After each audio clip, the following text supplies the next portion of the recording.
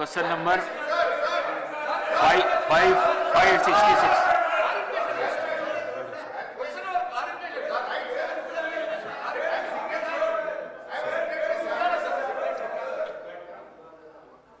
Speaker గారితో సవినయంగా మనవి చేసేది ఏంటంటే సభ నడుపుతున్న తీరు పట్ల నా తీవ్ర ఆవేదన వ్యక్తం చేస్తా ఉన్నా.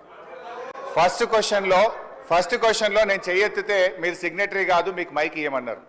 థర్డ్ క్వశ్చన్లో సిగ్నేటరీ కానటువంటి వ్యక్తికి మీరేమో ఇప్పుడు మైక్ ఇచ్చారు. ఎందుకు ఇచ్చారని మేము అడగడం లేదు. సభా సాంప్రదాయాలు అందరికీ సమానంగా ఉండాలని సవినయంగా మీకు విజ్ఞప్తి చేస్తున్నాం.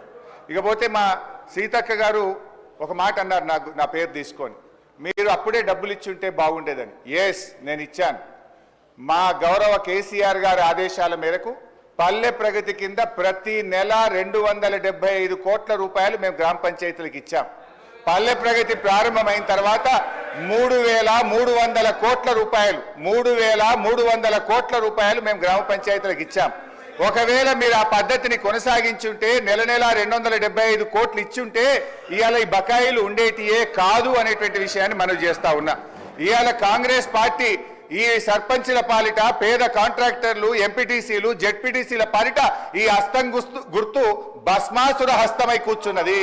ఇవాళ వాళ్ళ ఉసురు పోసుకుంటున్నారు. సో దయచేసి మంత్రి గారిని నేను స్పష్టంగా అడిగా, సంవత్సర కాలంలో మీరు క్లియర్ చేయలేదు. ఒక్క నవంబర్లో బడా కాంట్రాక్టర్లకు 1,200 ఇచ్చారు.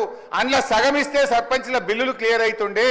ఎప్పట్లోకి ఇస్తారో స్పష్టంగా చెప్పండి అంటే త్వరలో ఇస్తాం, చూస్తాం, చేస్తామన్నారు.